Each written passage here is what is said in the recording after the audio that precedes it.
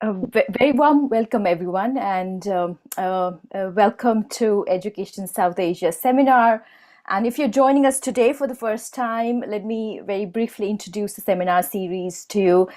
Since July last year, we've been running a series of seminar series on the theme of education and South Asia. And last year, we convened a set of 8 seminars on various themes around education in South Asia, and we are taking those conversations forward this year as well through this Education South Asia Network, which is a collaborative platform for discussions around various issues related to education and South Asia. And if you have not done so already, please do sign up for our mailing list, and we'll keep you updated on our activities.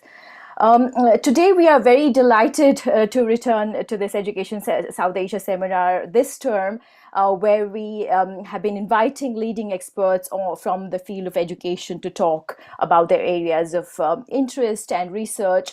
And today, we are discussing the creation of education research networks within the field of South Asian education. And for this, we have in our panel today two distinguished guests: Andy Smart, who is the founding member of NISEM, which is a network that incorporates, elevates, and expands long-standing international commitments to education for positive behavioral and societal transformations. And we also have Anya Niaz, the founder of the Maple Advisory Group, which is the global organization committed to transforming the education sector so it dignifies all stakeholders included. Both NISEM and Maple aggregates fascinating research in the field of South Asian education. And today we will hear about the processes and challenges that lie behind creating these networks. I would now like to invite Mohini Gupta to begin our seminar and moderate today's sessions. Over to you, Mohini. Thank you so much, Uma, and thank you everyone for being here. Welcome to Anya and Andy, both of you. Thank you for sparing the time. We're all really excited to hear about this topic because we've also been, running this Education South Asia network. So it's personally very exciting to know how you both have sort of started, and you have been sort of operating and running these two very successful networks as well, and how you've been aggregating research for your platforms. So what I'm going to do is just jump right into the session and invite both of you to share a little more about your organization. Maybe we can start with you, Andy. And just, could you tell us a little more about NISEM? I know there's a huge focus on attaining sustainable development goals at NISEM. So how is the organization geared towards attaining those goals, and what is your role in the organization as well? If you could give us an overview, and then we could go into a discussion later on. That's great. Thank you both. Thank you, Uma. Thank you, Mohini, for inviting me. And it's a pleasure to be here on the other side of the fence, as it were. I've attended a couple of your webinar meetings in the past and enjoyed them. I'm also happy that Margaret Sinclair is with us today. So Margaret and I are both original co-conveners, founding co-conveners of NISEM, and to a very large extent, the spark that lit NISEM is from Margaret about 5 years ago. So my presentation will be very short. It will be to some extent on what NISEM does, but also other observations on the world of education research from my own experience, which also contributes to how we discuss our work within NISEM. And I will share my slides now. I won't do a straw poll, but I would love to know how many people here are already aware of NISEM. Perhaps you could put in the chat if it's new to you. That would be very good to hear.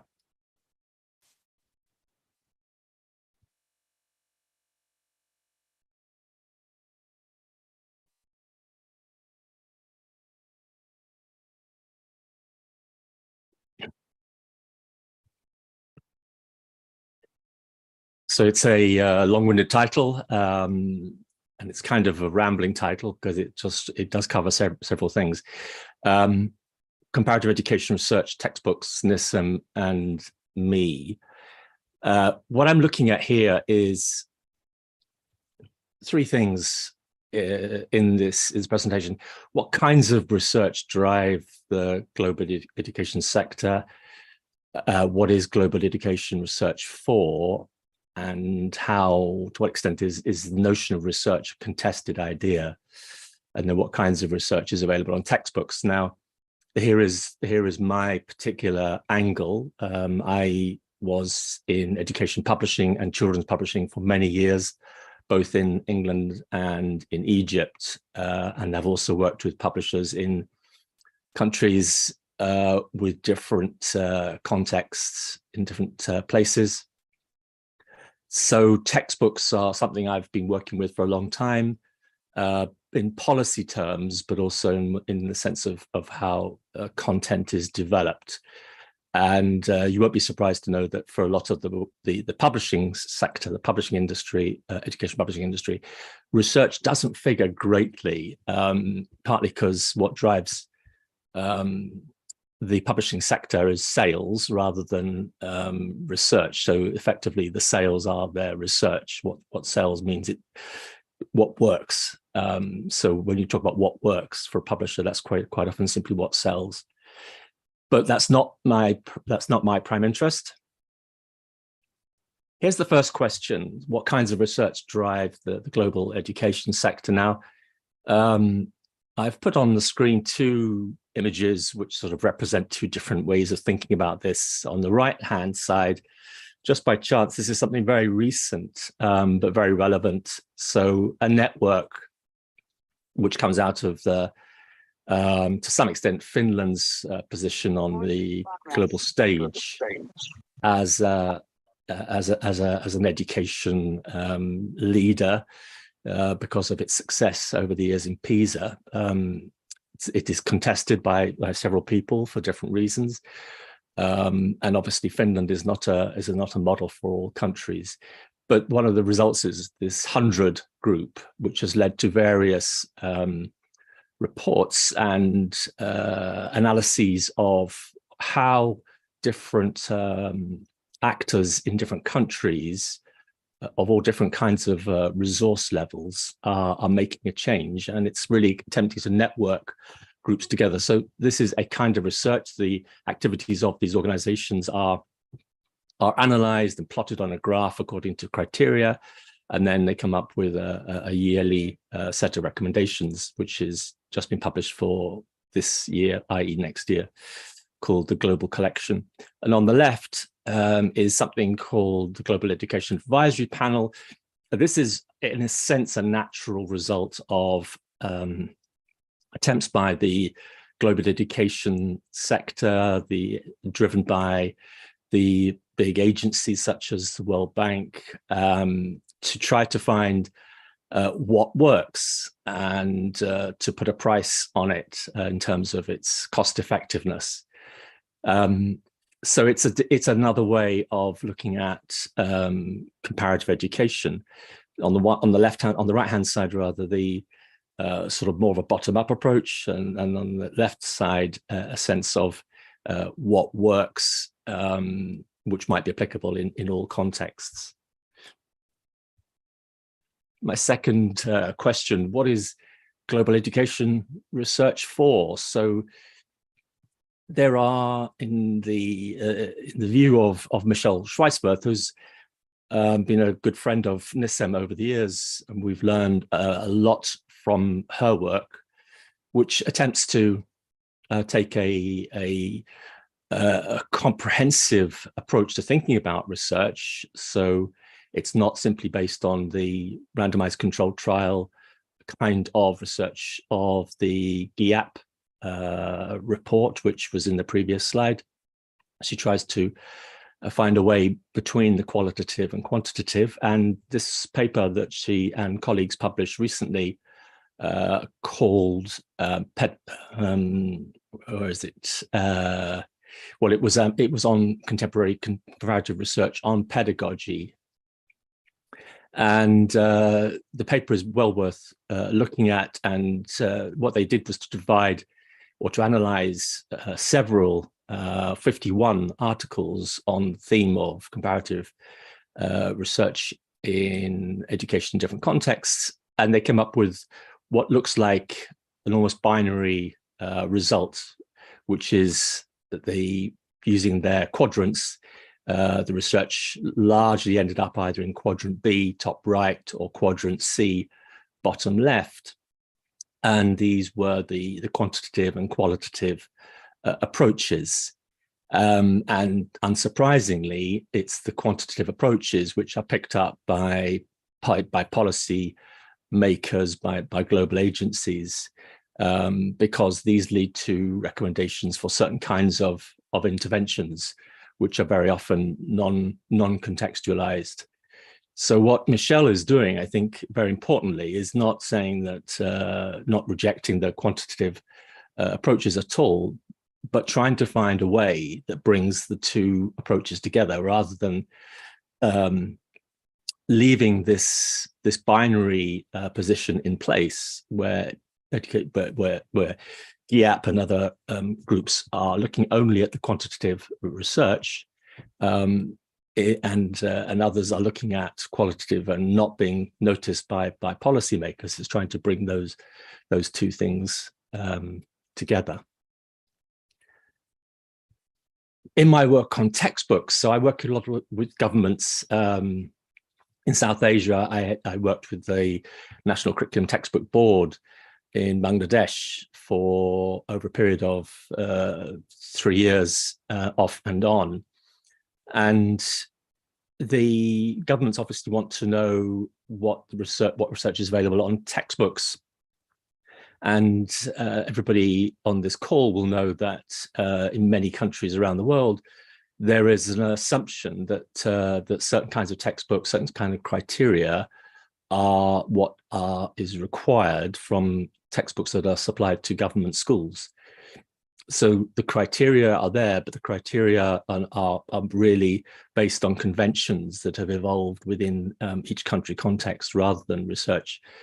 And that's probably not unreasonable, because the amount of research on textbooks, even in countries which have the facilities to do a lot of high cost and high powered research, the evidence is actually very, very limited.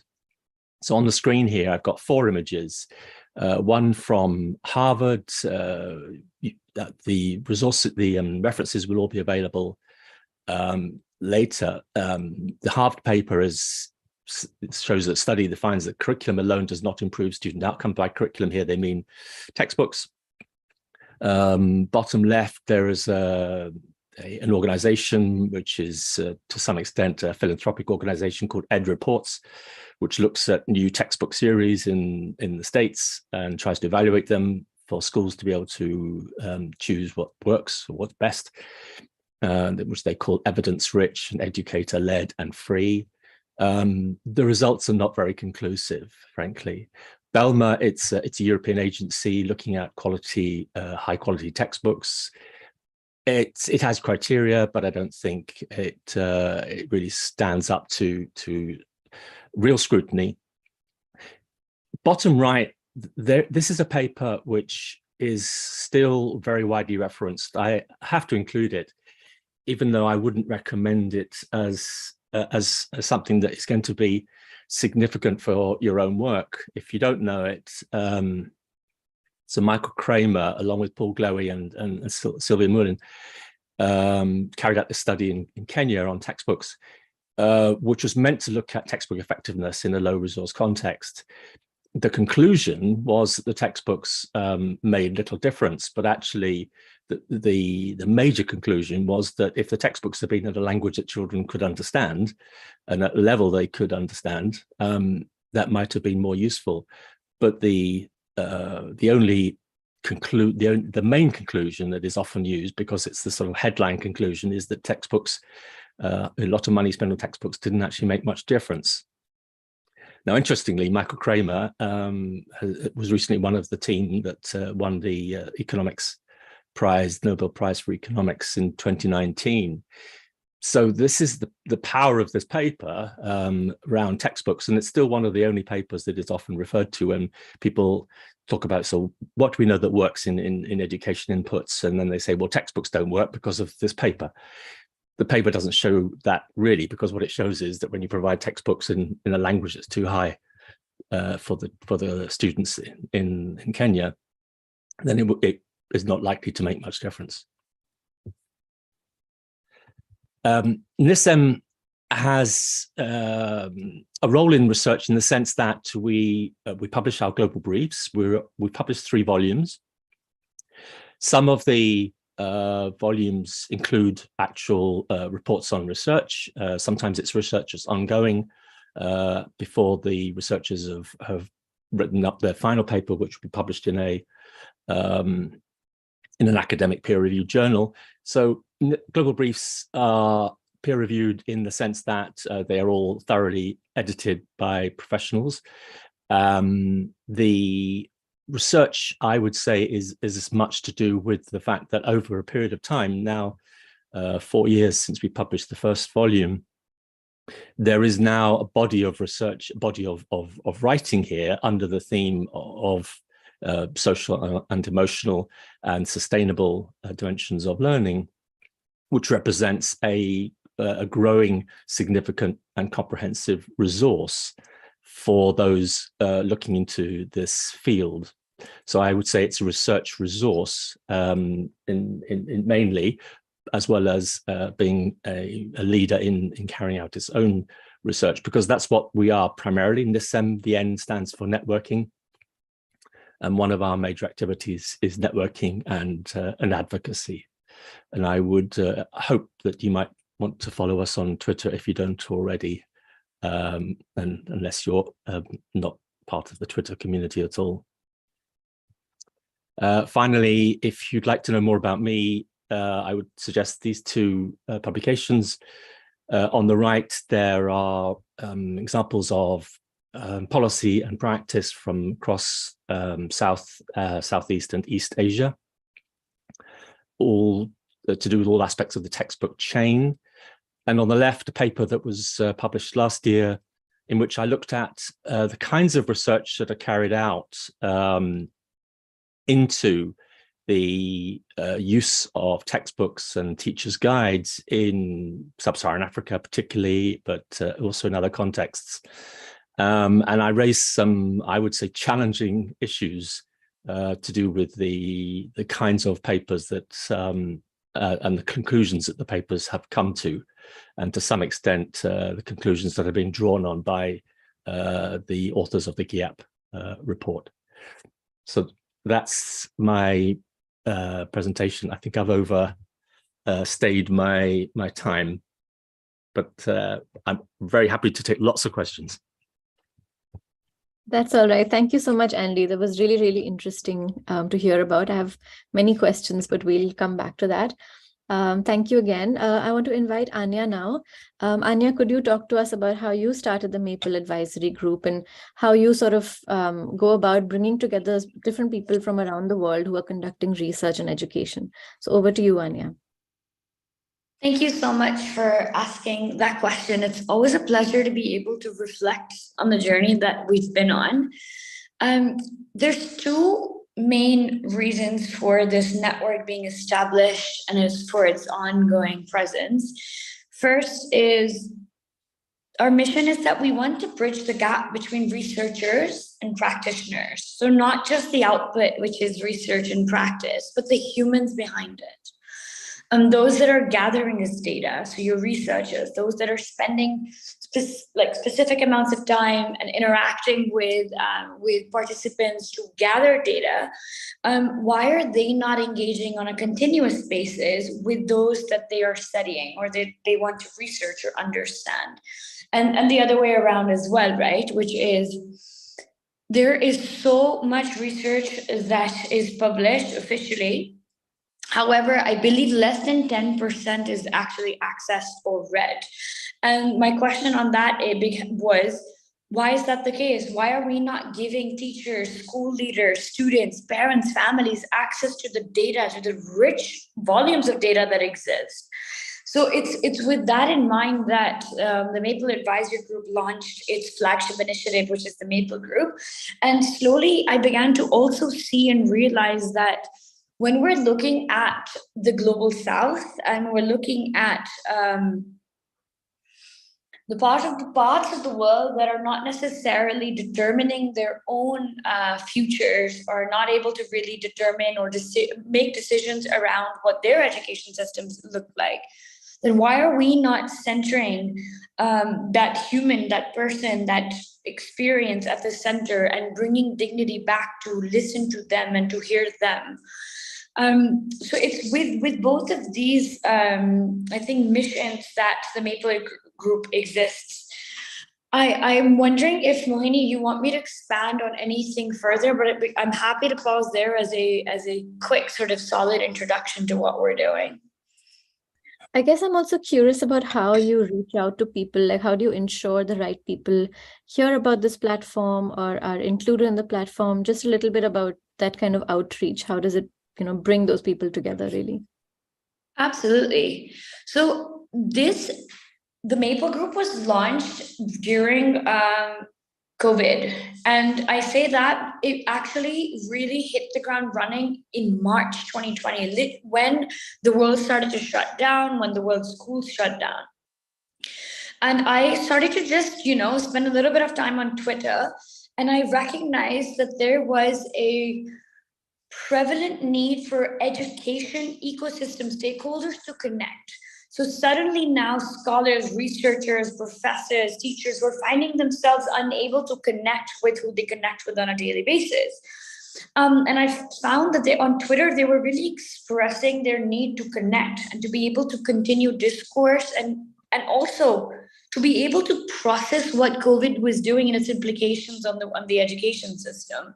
So it started then, and automatically I started to really see that using Twitter to bring education stakeholders worked. I remember surfacing this idea to my wonderful graduate peers from when I pursued my master's, and they were looking for the same kind of platform.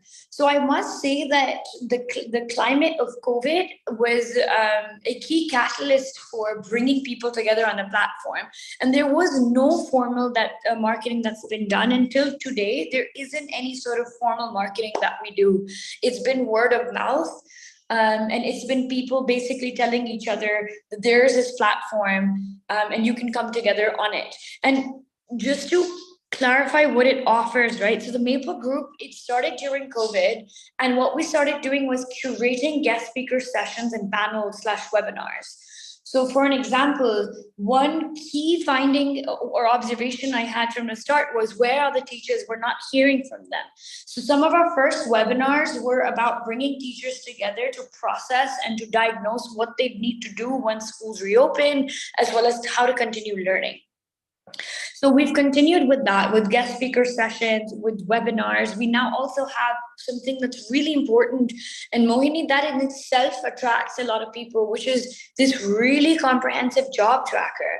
So we shared over 200 or 250 jobs, both full-time, part-time, pro bono, and consultancies in more than 30 countries, and our members get access to that. And we also piloted a smaller program, because you'll notice there's so many individuals now in high schools as well as universities that are keen to pursue a career in education, but they don't know where to begin. And when I look at the business world and I look at the prep and counseling that MBA students, candidates, for an example, get, and I look at education, I just saw a glaring gap. So basically, that's how we started. Our marketing or our outreach has been completely organic, and it has allowed us to really bring in specialists and experts. So our goal isn't volume. It's never been. It's been who has in-depth knowledge and passion to be able to have discourse at a deeper level so that we can unlock potential in education. Thank you so much. That was really fascinating. And it's really a brilliant resource for people who are in the field. So thank you so much for doing this. Andy, I wanted to ask both of you about the pandemic, but Anya's already spoken about that. Andy, I was also curious about NISM and how that fared during the pandemic. Was it an advantage in a way where you could connect with more people? Did it create an obstacle? How did that work for you?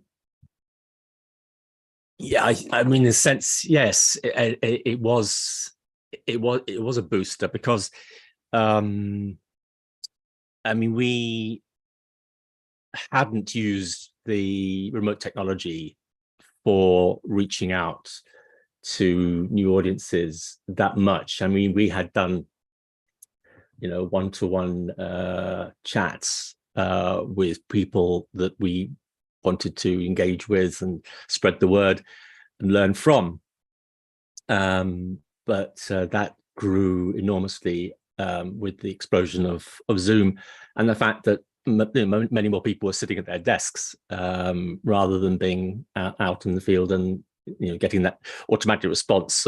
Sorry, I'm on a trip and I'll get back to you as soon as I can.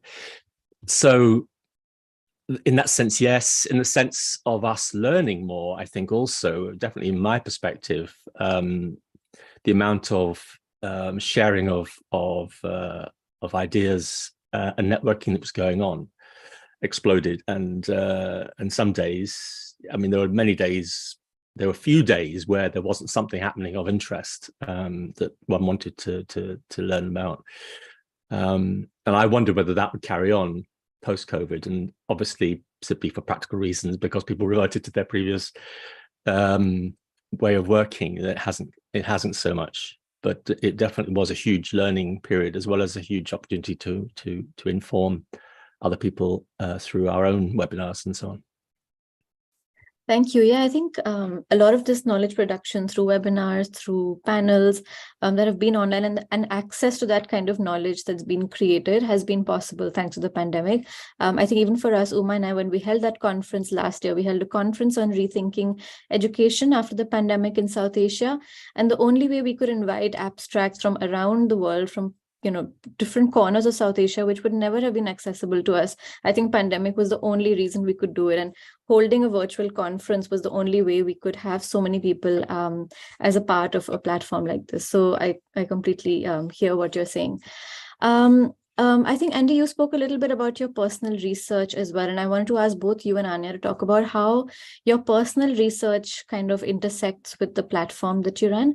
Anya, could you tell us also, maybe to begin with, about your own research? I know both of you have worked with language and education in some form. So how does that play a role, or how does that get incorporated within the platforms that you run as well? Absolutely.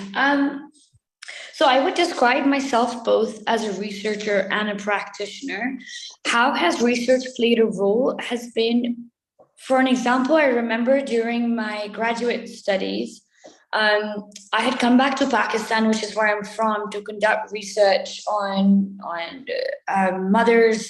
parents, and then became mothers' role in supporting their children's academic achievements in low-income areas. And what I consistently found was we have so much discourse and dialogue sitting in parts of the world using mediums such as Zoom, which is fantastic, in languages that are all variables that are not necessarily accessible to the majority of the world that we're trying to somehow contribute to. In my own research, right, Mohini, what I found was I'm sitting here in these schools and I'm speaking to these mothers, I'm speaking to these teachers, and I'm speaking to these school leaders. And I'm sort of this vehicle, or like this like medium for taking their experience and their lived realities and doing my best to honor and privilege that and give people access to that. And in my mind, the question still remains, how do we make that world's access more direct? So why is it not that, for an example, when I was running these webinars and when I have guest speakers, why is it not possible to bring in those teachers, bring in those parents, bring in those students? Why is it that I need to have somebody in the middle who can do the talking for them? Of course, language is a barrier, I can understand that, but I think that my research continuously informs the way that I approach the value that the Maple Group can offer, which is more direct interaction and knowledge from those that we're trying to contribute to. And number two, really also wanting to accelerate what we focus on. So a lot of, in my research, for an example, I found that even when mothers are really illiterate, they're unable to read or write, they find really creative ways to engage with their children's education. Anything from taking from looking at homework diaries and spotting red to knowing that I need to go to the school now, to looking at like green, which means my child's doing good, to having older siblings start to tutor their kids. I mean, the list goes on, right? So why is it that when we talk about countries like mine, in Pakistan or many of the countries that have majority population not illiterate, that we don't go beyond literacy, numeracy, attainment, enrollment rates for them. So in my research, I was constantly seeing innovation. I was constantly seeing powerful narratives for change, for potential for change, appetite for change, capability for change. Whereas what I continue, and I still find the world, the global discourse, the global dominating discourse on what's possible for this part of the world is somehow still stuck on very initial ideas of research.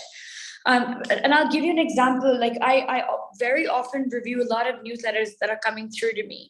And I think it's interesting to note that many of these, and these are really well-funded organizations, and they'll sometimes talk a lot about it's so important to be going to privileging local contexts, listening to the voices of teachers. I mean, I just wonder, these are realities that we've known about for more than 5 decades. So why is it that when we talk about, and I do this, the global South, we're not progressing in terms of the goals we have for them?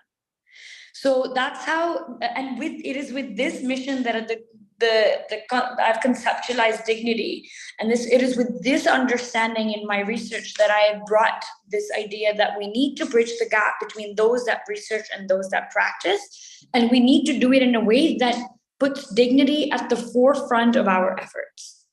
I hope that made sense. Thank you so much. I think the combination of sort of bringing together of research and practice is so important, and I'm so glad that your platform is doing that as well.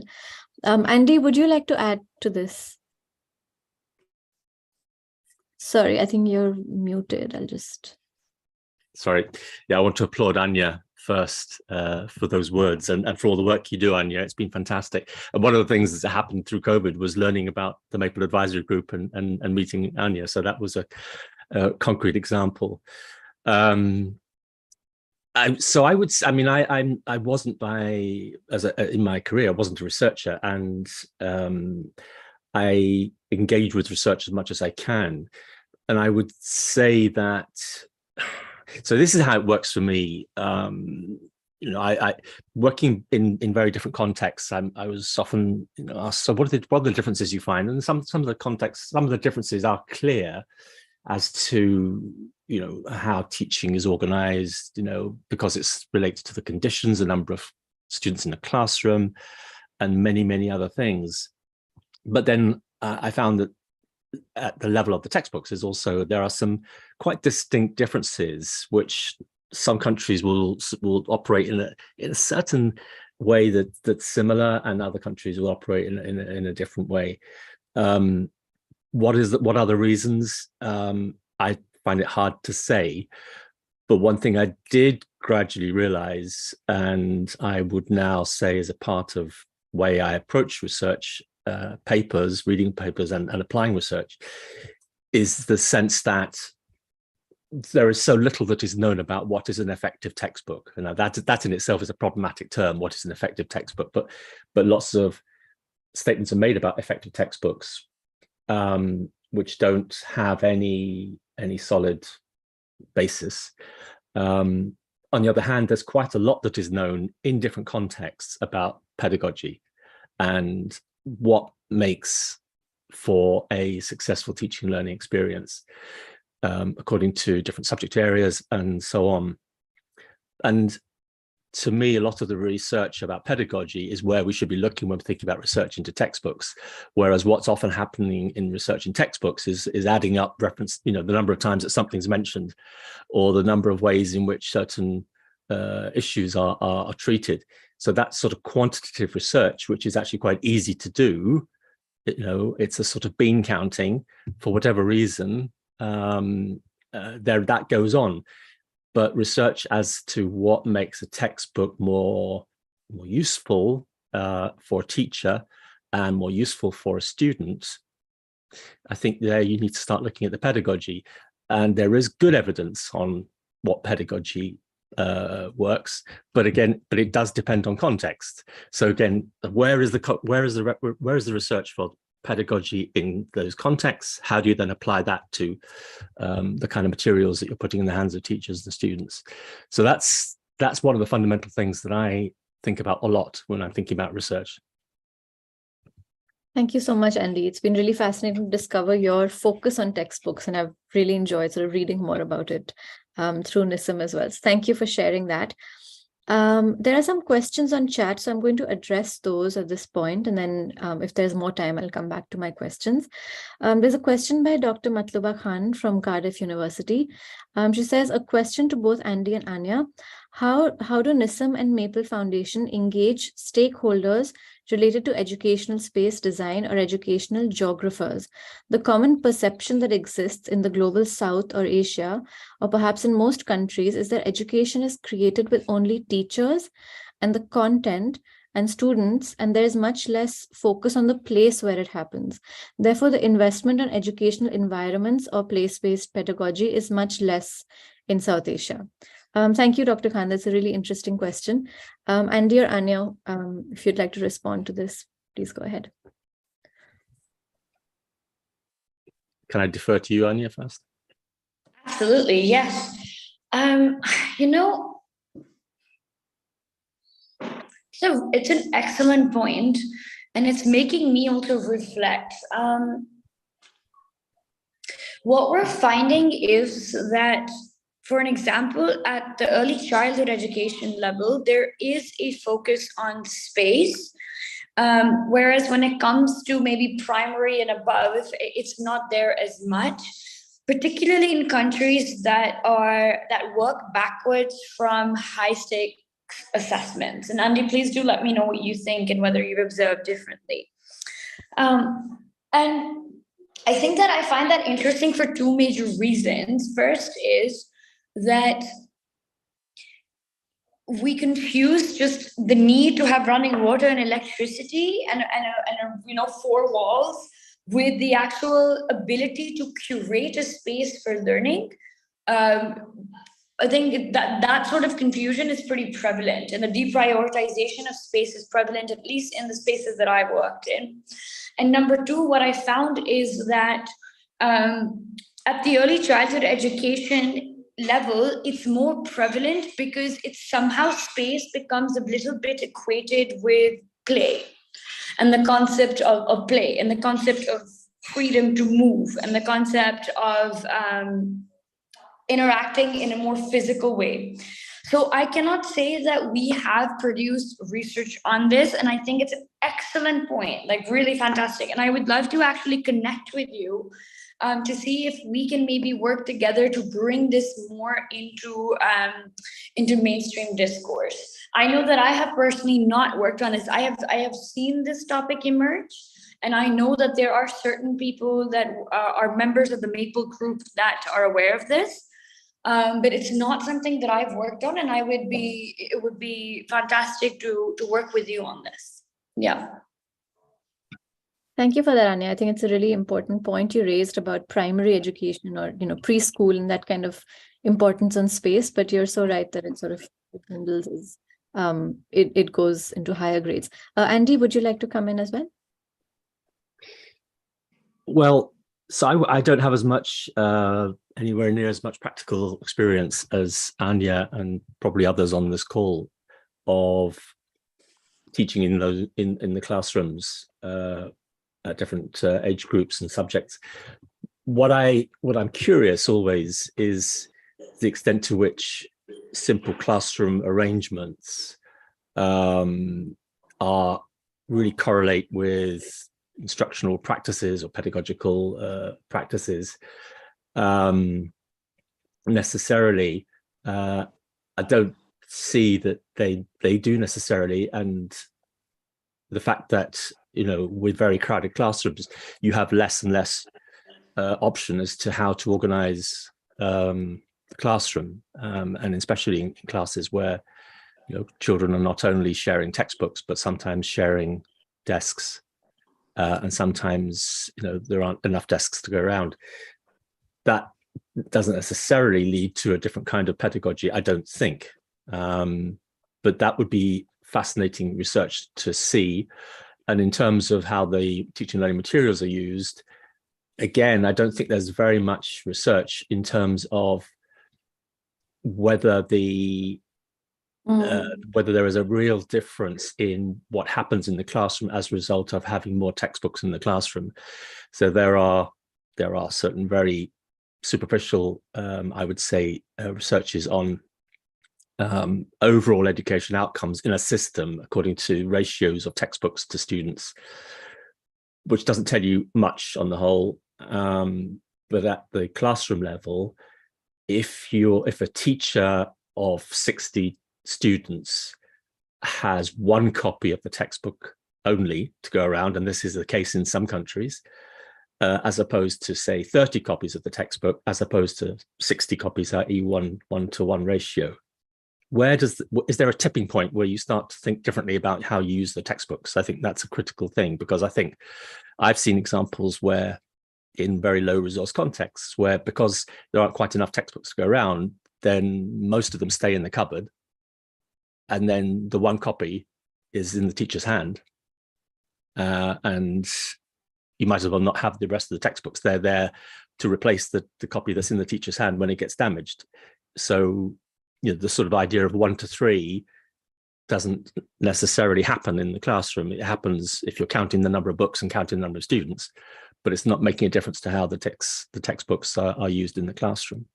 So those are interesting things, I think, because you know, to what extent, if you do increase the numbers of resources, at what point does it actually make a difference, and how would you do things differently inside the textbook itself to make a difference, as well as how you distribute the textbooks in the classroom?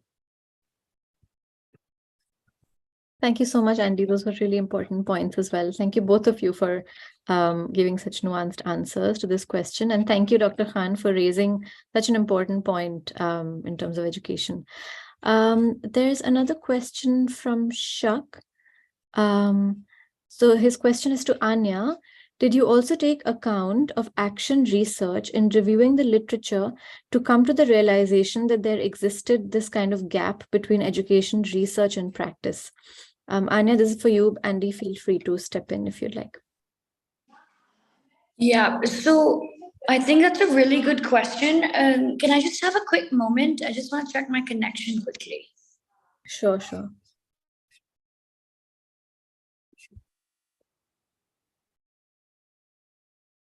Andy, if you have any thoughts in the meantime, you can feel free to come in.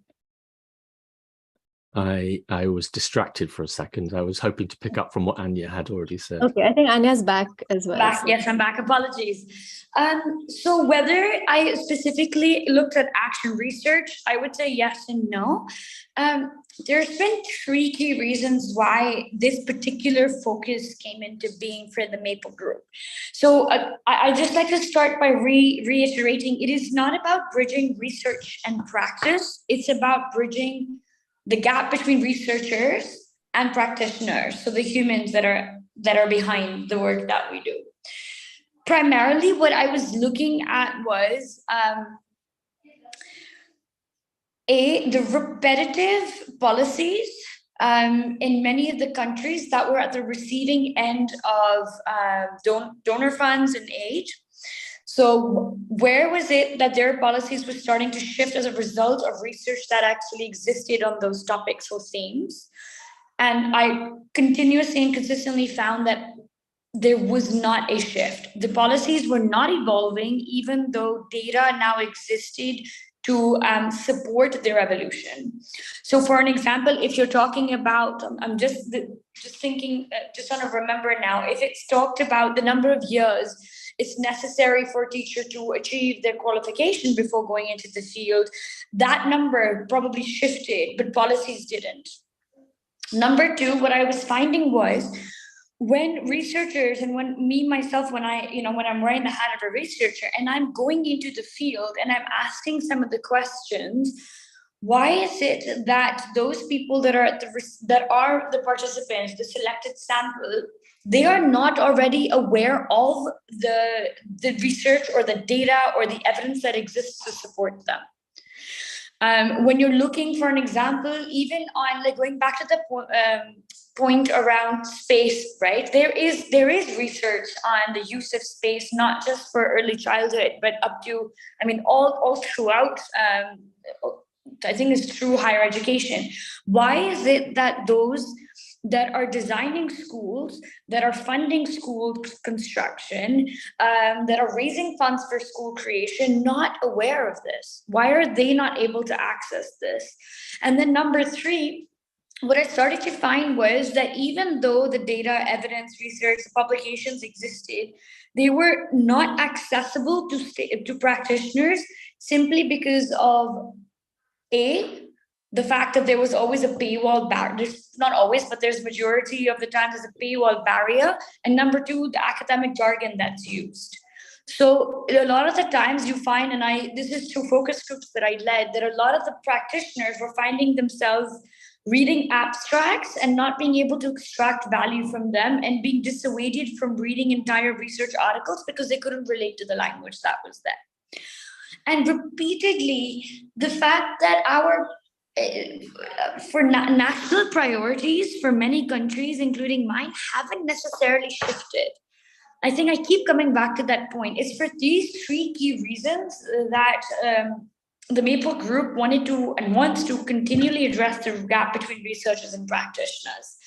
And now, whether we've seen the translation into action research, I would say yes and no. Where it has emerged, when we're talking about action at the school level and policy level, yes, I've looked at those levels, but I would be very curious to learn more about this and where maybe some of my blind spots are, and always keen to address those gaps. Yeah. Thank you so much, Anya.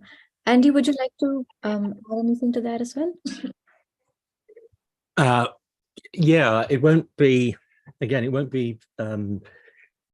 necessarily empirically based, what I'm going to say, but what I have observed to some extent and seems to me to be a very natural and positive development are increasing networks of teachers and schools, whether within a geographical locality or across localities through remote connections, and that learning from each other, which I think is a natural way of working for many teachers and school leaders. I think the challenge of teachers in many contexts engaging with published research of an academic nature is really difficult, even if you do have access to the publications, because there is so much out there which is not going to be easily adoptable in your context, and to find what is useful to you is going to be hard.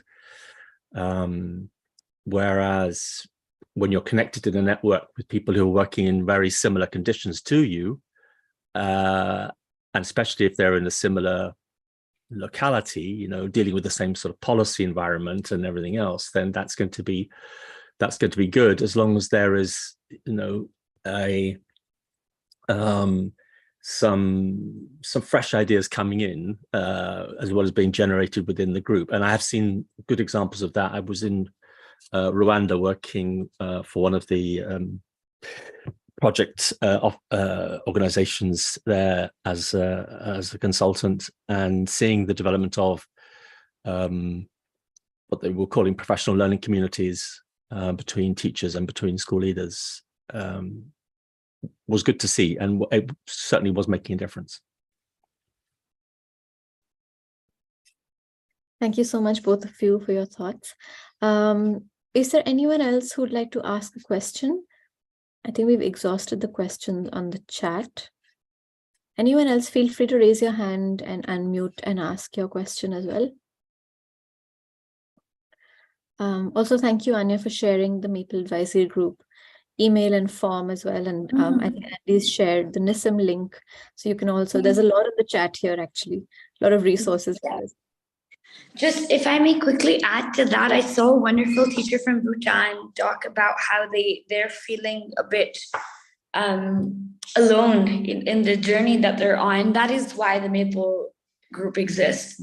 So the Maple Advisory Group is the umbrella organization, and we have a few initiatives, one of which is the Maple Group, and the whole concept is how do we connect researchers, how do we connect practitioners, and you could be in absolutely any part of the world.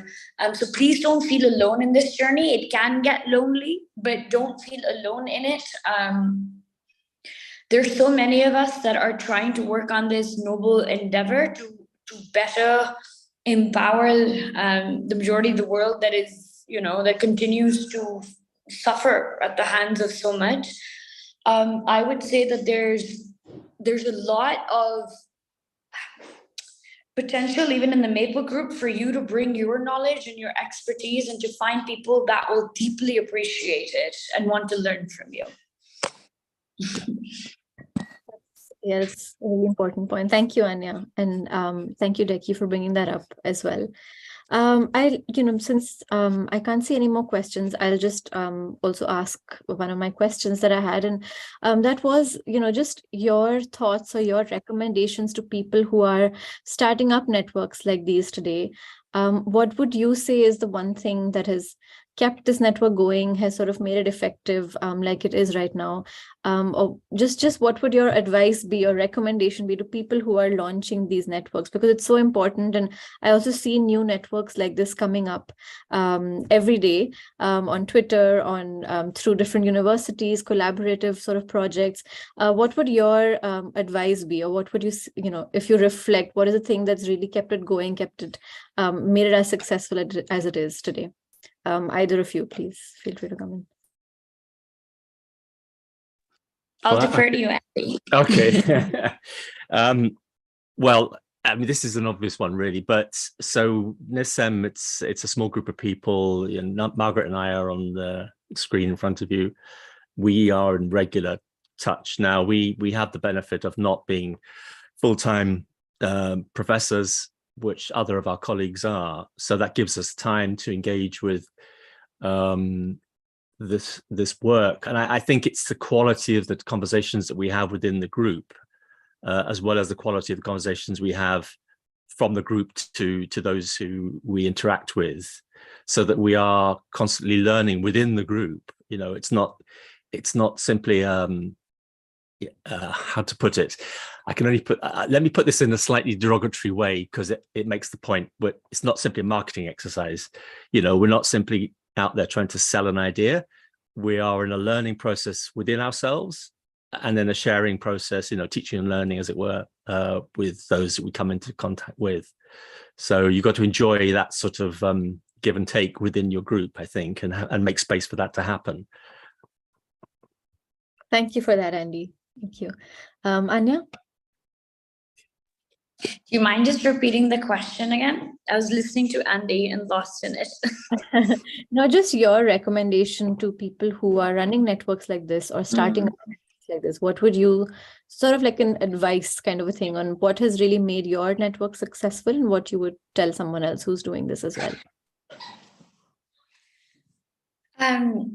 I'd say two things. I'd say, first of all, success is an ever evolving journey, and being conscientious of how you define success at different points is key.